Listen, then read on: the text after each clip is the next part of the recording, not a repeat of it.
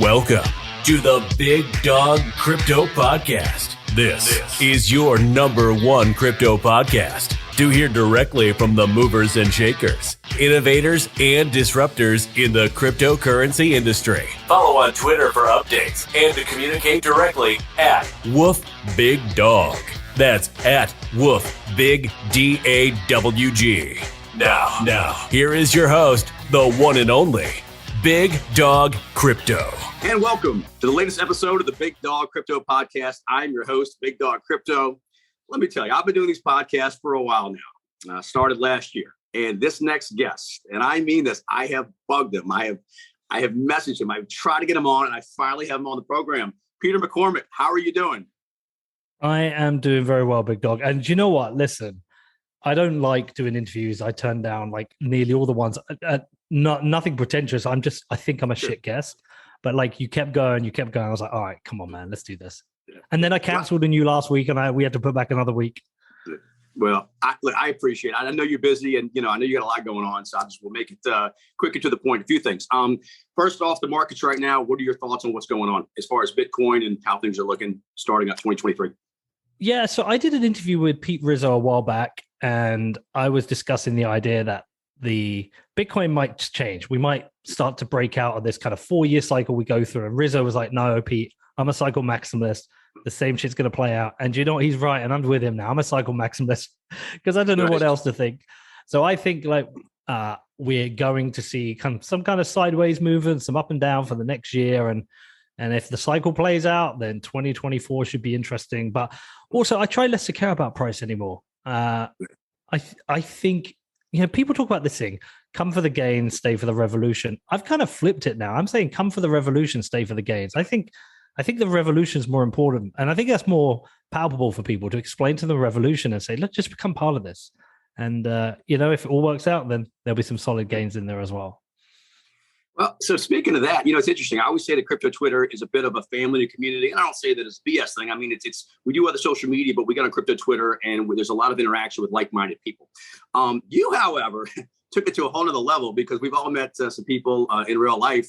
You're there with the president of a country. I got to ask you, as somebody who supports Bitcoin, loves Bitcoin, the thought of what it brings to watch El Salvador do that, to see you there, how did that wind up happening? I mean, I know this is probably a long story, but I mean, how do you want to, talking to him? Evidently, y'all have a friendship. I mean, how did that come about particularly? I mean, I wouldn't call us friends because essentially I'm doing the role of a journalist in some ways. Right. I'm interviewing people, so I'm careful to say I'm friends with somebody, certainly a president. Right. I think he is somebody I've been fortunate enough to interview twice.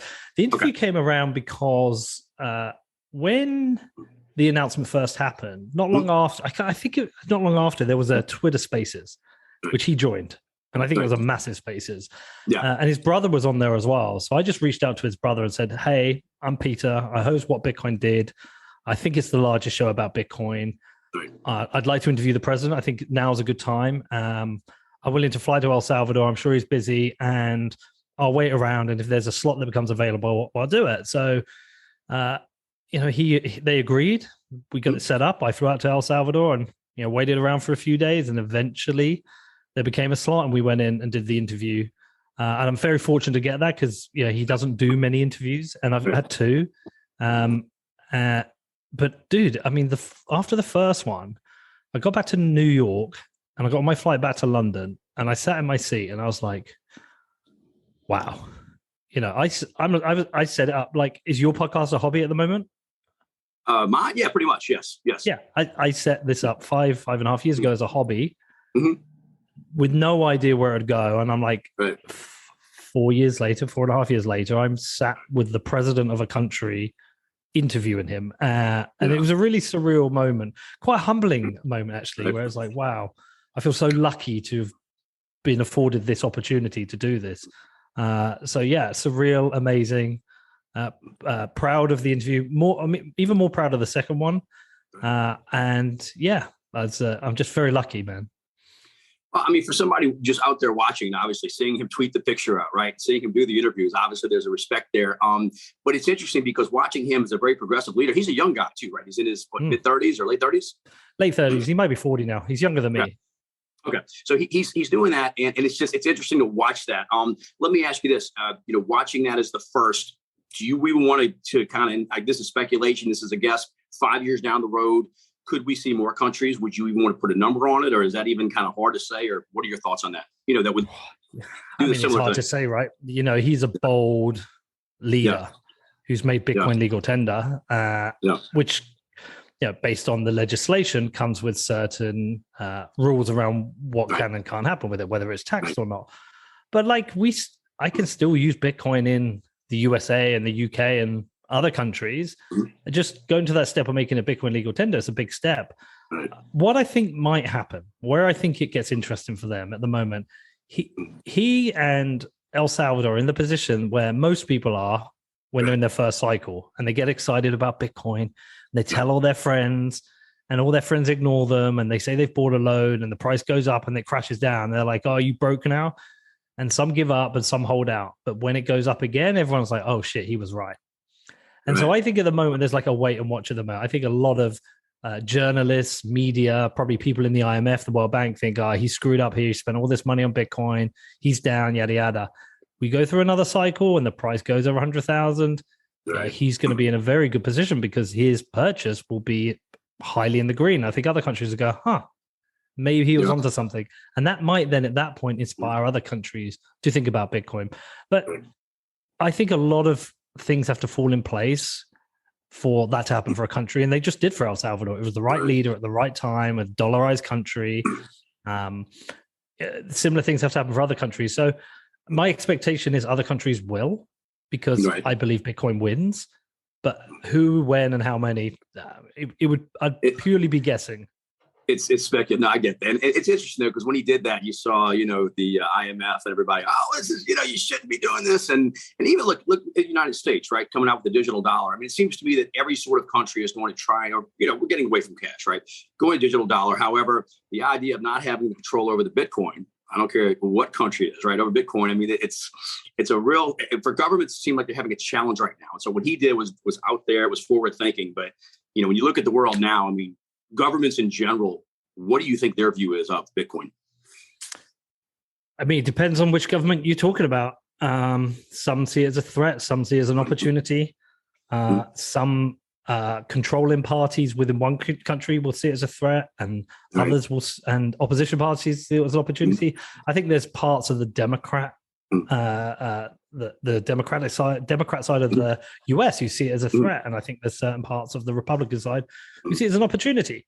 In El Salvador, obviously Bukele and his controlling party see it as an opportunity, and the opposition party see it as a threat. It is like a political football, but it's kind of something we don't want to be a political football. We want it to be apolitical. Everyone needs money and everyone needs good money. I think there is this kind of, it's this precarious position that people have to be in whereby it's a threat, but outright banning it or ignoring it might be a bigger threat.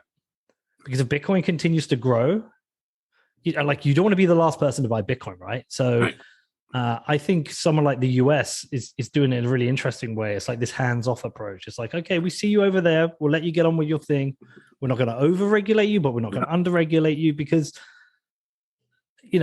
China's going full steam ahead with CBDCs. The US may do a CBDC, but they're never going to do it as well as China. So if you're not going to do centralized CBDCs as well as China, how you beat them? Well, you have to do decentralized better. So I think it's a wait and see on all of this. Well, when you look at Bitcoin, let's say we're in 2023 now, 5 years down the road, you know what? Let's go 10 years down the road. What would you want to see, let's say, as a goal or two, right? That you could see whether it's worldwide adoption or the use case for everybody as it is now, I'm saying, but the accessibility, what would you want to see, let's say 5 or 10 years down the road? Your goals? Mine is just there is a better understanding of Bitcoin. One of the most frustrating things is seeing articles written about Bitcoin which are misleading, wrong, or trying to explain it. That's like most of them. Yeah, it's just a frustration. I just want honest information out there. I want people to know what Bitcoin is and why it's different from all other crypto, why it's important, and what its use cases are, what its pros, what its cons are. I just want an honest discussion about it. And so I would like to see better education, which means more podcasts, more films, more writing, and hopefully some influence in the more kind of mainstream areas of the media who do a better job of reporting on Bitcoin. Because right now, the reporting is poor. It's generally misleading. It tends to focus on FUD, things that have been like dealt with over and over again. And so for me, I just want better education out there. Yeah, it's like numbers on adoption and countries of adoption, like that to me will come with good education. So for me, and it's something I can contribute to. I can help contribute by making good content, making films and podcasts. So yeah, that's what I'd like to see. So speaking of podcast, what Bitcoin did, which I want to tell my audience, please subscribe to it, listen to it. It's excellent. It is absolutely one of the best that we have. What made you start it? What made you say, you know what, I want to go ahead and do a podcast? I ended up through a weird chain of events on a yoga retreat, a vegan yoga retreat in Italy run by a guy called Rich Roll, who's an ultra athlete. I was listening to his podcast at the time. I was running a lot. My mum was sick and she went vegan, so I did it with her. So I just stumbled across this podcast and I used to go out for these 1-2 hour runs every day and listen to it. And I ended up at one of his retreats. And I just thought, what a cool life. You get to fly around and interview people, and then you run these events and you hang out with people. I was like, that's really cool. I just said to him, I said, dude, like, I want to do this. How do you do it? And he said, well, this is how you do it. You buy this equipment, you learn this course, and you just keep going. And he told me, I stay friends with him now. And I think I'm at the point now where I've earned his respect, because he said, look, a lot of people asking this and never stick with it. I'm like the one who's gone out and done it. I just wanted, I thought that was a cool life, a chance for your job to be, get up every day and go and talk to people and have conversations and release education podcasts. I thought was a cool thing. I never thought it would become what it is, because what it's become is incredible. It's not just a podcast. It's a company with 6 employees. It makes films. I own a football club. Like, it's just become this whole thing that's I cannot believe I feel like the luckiest guy in the world. But yeah, it was really, I thought that would be a cool job and had a go at it. So speaking of that, Bedford FC is getting Premier League. When is that going to happen? Listen, I said that at the start. That was more of a joke. The realistic goal that I want is Football League. So I don't know how much you know about English football, but it's a Not pyramid. Much. Well, so it's a pyramid. So like with US sports, it's a flat structure. Yeah. You know, you can be the worst team, you're still there the next year. Right. We have this thing called promotion and relegation. So if you're in the Premier League and you're in the bottom 3, you get relegated down to the Championship, which means smaller teams, smaller crowds, a lot less money. And so the professional leagues are the Premier League, then the Championship, League One and League Two. So that's known as the professional leagues. And then below that, you have the non-leagues, where the first one is the National League. That's referred to as Step 1. Then it splits down to 2, National League North and South, which is Step 2. And it works all the way down. We're in Step 6. So my goal is the Football League. I'd love to do it in a decade. That's stupidly ambitious and probably not possible. But if I could do that, 6 promotions. We're looking good for one this year.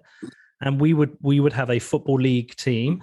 And Bedford's never had that. We've never had a team in the professional league. So that's my goal. You know, bro, I'm not going to say it's not. I mean, I understand you're saying it's going to be a tough goal. It's going to be a lot of work to get there. But you and I have both seen so much stuff that it's like anything's possible. Not as a BS thing. I mean, it's possible. So I'd be rooting for it to happen for you. You know? Well, fingers crossed, man. Definitely. So last year, trying to think, I was at Bitcoin Miami. Wait, hold on. We're in 2023 now. Was that 2021, right? In Bitcoin Miami, and I'm in the area, the arena, whatever you call it, the building. And it was just interesting to me because this is another way where you made international news.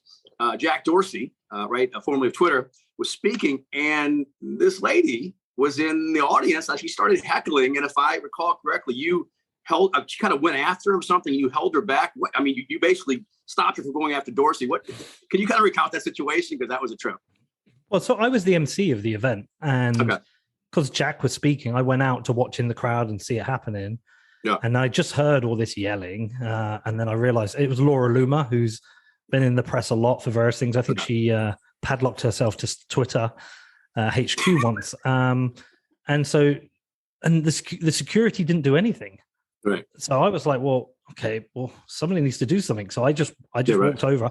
I didn't really, because there's some tweets that came out afterwards. People like saying, you manhandled her. Oh, you no, manhandled a woman. No, you Like, basically made sure. No, I didn't. Yeah, you kept them safe. Yeah. Yeah. So I just put my arms around her. And I was there to see it. Yeah. You didn't.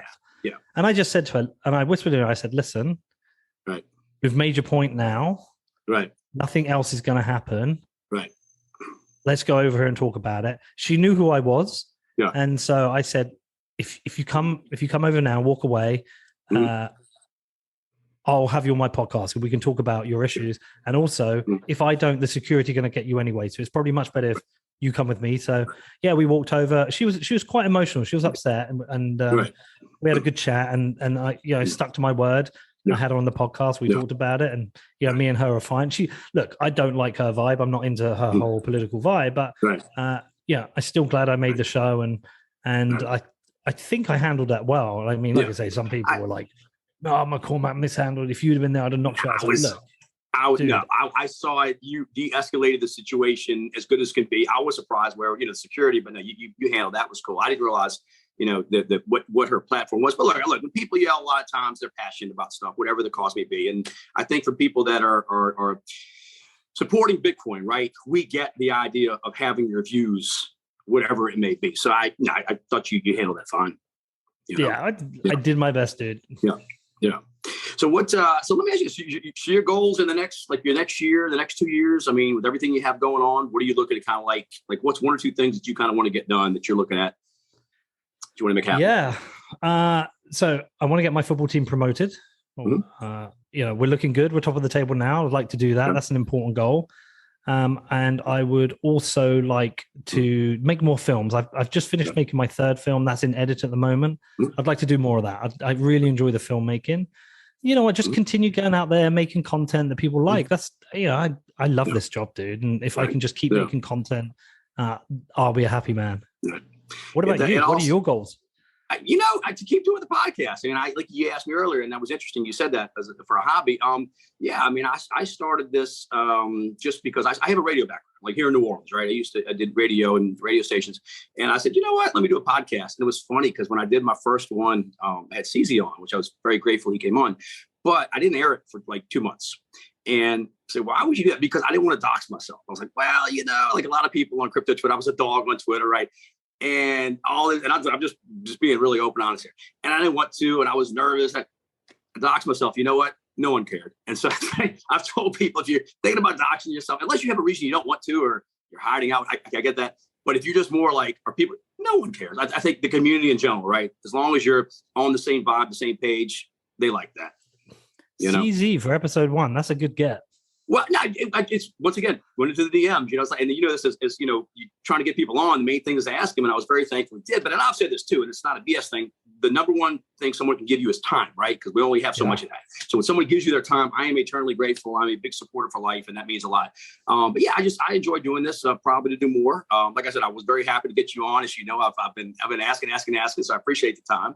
But I did tell you we talked a little bit music, and I want to talk music because you posted. And I don't know if it was CFTC or SEC. Was it Hester Price wearing the Metallica shirt? No, so I was wearing a Master of Puppets one at the SEC. I was wearing a Motorhead one at the CFTC, and then I wore the Metallica one with Bukele. Oh my gosh, that's awesome! So let's get into music. I didn't want to talk about that. Your bands. I mean, you're more of a hard rock guy. I mean, what are your name 2 or 3 bands that you've seen live, you love, you'd say the best? Well, so what I'd say is my music's gone in phases, right? So when I first got into rock and metal, the first song was The Final Countdown by Europe. I heard that song. I was 1987. I was like, what the fuck is this? Yeah. And then I heard Bring Your Daughter to the Slaughter by Iron Maiden. I was like, okay, no, this is what I'm into. And then I heard Guns N' Roses. Yeah. And so I've been a Guns N' Roses guy my whole life. Yeah. Absolutely love Guns N' Roses and seen them a bunch of times in concert. But and from there I kind of got into your Panteras and your Sepulturas and you kind of thrash and thrash metal. And then I discovered a band called Biohazard. And I was and I was skateboarding at the time. I was into hip hop. I was like, what is this? And so for a long time I was into hardcore, proper hardcore. And I've always stuck that. So when I'm down the gym, I'm listening to hardcore metalcore. I love Earth Crisis. I love Norma Jean, While She Sleeps, all that kind of stuff. So I'm listening to a band called Spirit World at the moment. The Ghost Inside I love. So like my main metal music is hardcore or metalcore. That's what I listen to. That's my bread and butter. But I am a big Guns N' Roses fan. I'm a big Metallica fan. I'm a big Alice in Chains fan. I'm a big Pantera fan. And I'm a big Rage Against the Machine fan. You got me today in a Rage Against the Machine. Yeah, I like that. Yeah. Yeah. So Nice. the old stuff I love, but I love a bit of the new metalcore. What about you? Well, I love a lot of music. I want to share with you I told you I'd get Pantera story. It's not that it's a great one, but I never talked about my dating life or any of the podcasts. Not that it matters, but years ago, I was at a party with some friends, Scott and some other people, and Drea and Selma. And of course, she's listening. If she finds the podcast now, she's like, I kind of remember that. And I had met her, and I was supposed to go out with her. Like we hung out one night, whatever. No big, just hung out.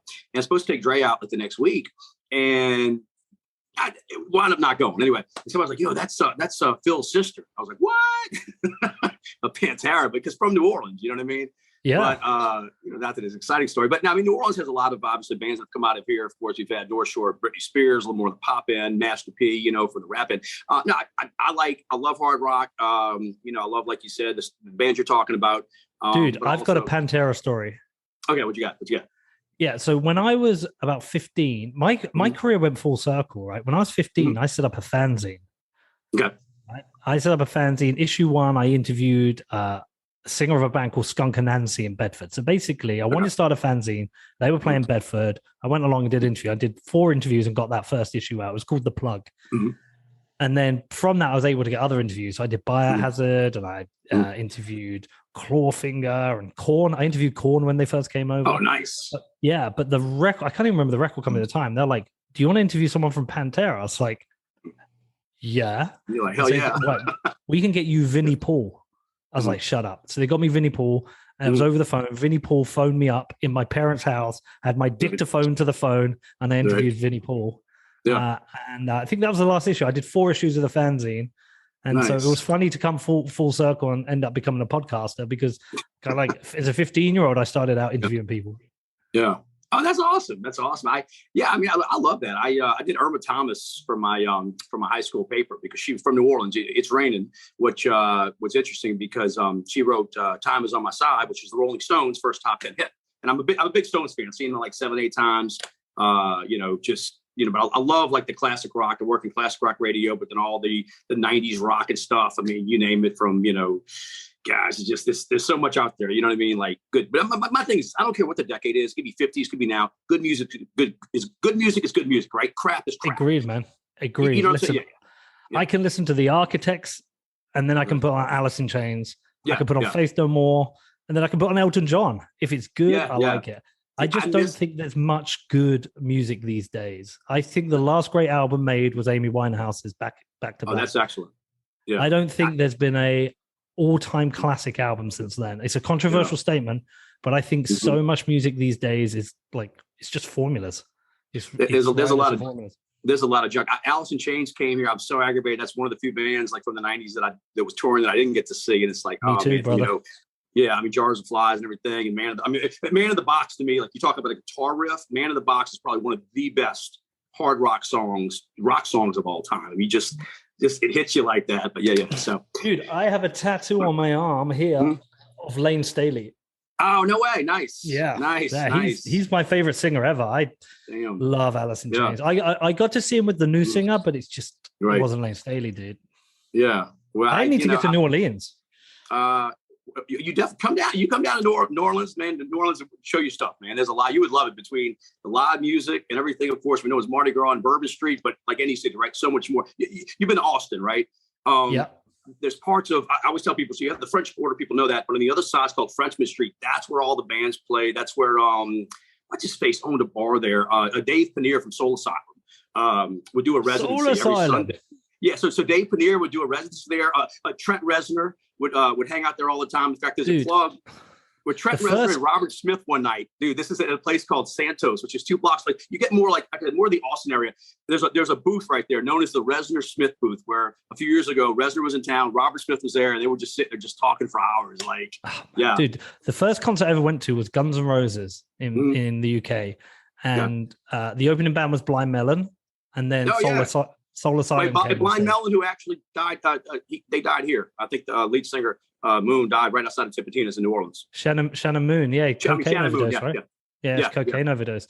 Yeah, so Soul Asylum were the second band, and I didn't know anything on them. They come out and they play Runaway Train. I was like, wow, this is a good song. Band, yeah. Actually, I just thought we were talking about somebody dying. Another unfortunate piece of music trivia, or not dying, but the last show, the Doors played their last show at the Warehouse in New Orleans. Wow. Yeah. I was never a big Doors fan. Doors, the Cult. No. Sorry, the Cure. You were talking about, Robert. Yeah. The Cure and the Doors. I can't do miserable music. Back when I was at LSU, though, man, everybody would put on the Doors late at night and smoke weed. Listen to the Doors, like Riders on the Storm reminds me of people just getting messed up in college. Yeah, that's my problem. I don't take drugs anymore, so I can't listen to that. Well, I'm talking years ago, not now. Yeah. So that's cool. No, so is there any new bands out? I mean, because I hate to say that because there's so much stuff out there right now, and I can't. Is there anybody on your radar right now that you have been listening to new, or it's just not Spirit really? World, man. Spirit World. They're like thrash metalcore. They're fucking crazy. They supported my friends The Ghost Inside when I saw them in Vegas recently, and they killed it. And I've been listening to that album over and over. Okay, I definitely want to pull that up. So cool. All right, well, a couple other questions and definitely let you go. When you're not working, because you work your ass off, I get that. What do you like to do? What are your hobbies? What are your spare time stuff? Well, so my jobs are kind of my hobbies, because interviewing people's fun, running the football. I mean, I love the football club. I love running the football club. But if it's not that, I'm just usually hanging out with my kids, just doing stuff with them. And I'm getting like, how old are you, dude? You been up? I'm 49. All right. So you're 4 years on me, man. I'm 44. Right. Feeling the need to slow down a bit now. Starting to feel a bit tired. Like I need to get to bed early. All that shit that happens when you get a bit old. So just wait 4 more years. little bit of exercise. I've been down I got my fat ass down the gym today. Well, dude, you know what? But you somebody go to the gym. I find like we spend so much time behind the computers and the phones. You got to make yourself exercise. Yeah, you know what I mean. Like, I made myself today, brother. Yeah, nice. And the final question: a plane shows up, taking you somewhere for the weekend. What country or what countries would you go to in a heartbeat? Ooh, that's a tough question. Because what am I going for? I mean, it's okay for fun. This is not for business. This is literally you're going, whether you're taking the family, you're taking friends, whatever it may be. You're going to relax somewhere just for the weekend. I would go to Turks and Caicos, sit by the beach. Okay. Yeah, sit by the beach, read a book, turn my phone off.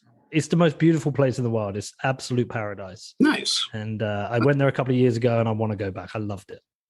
Nice. I have to check it out. I've heard it's beautiful. Never been there, so it is beautiful. Cool. It's not going to be a long flight for you. I mean, it's only an hour and 20 from Miami. Yeah, not far at all. And look, next time you make it to the States, you've got to put New Orleans on your. And not only that, the crypto scene here is kind of starting. I mean, it's not on the same level as even Austin or LA or whatever. But we're starting to get more crypto, which is kind of cool because you're seeing, like when I got in 6 years ago, no one knew what it was. Now it's like, oh, I'm into it. I'm starting this club. I've got this, and it's cool to see it starting. You know what I mean? You're seeing more and more people that are learning about it and learning about Bitcoin, and it's. We get more of a scene here, which is cool. Yeah, man. Well, listen, look, we're starting to do more live events. So that means that we can go to more places. So we will get to New Orleans. Please do. All right. And finally, where do people find you on Twitter? What's the best way to connect? Yeah, follow the podcast. It's called What Bitcoin Did. It's on every platform. And you can find me on Twitter. Just my name, at Peter McCormack. Come say hello. I don't bite. I'm a nice guy. So yeah, look forward to hearing from anyone who comes and checks out my podcast. Man, look, I appreciate you taking the time, Peter McCormack, on the latest episode of the Big Dawg Crypto Podcast. Thank you. Thank you, brother. You've been listening to the Big Dawg Crypto Podcast. Follow on Twitter at WoofBigDawg. Woof, Big DAWG. And run faster than the competition. Woof, woof.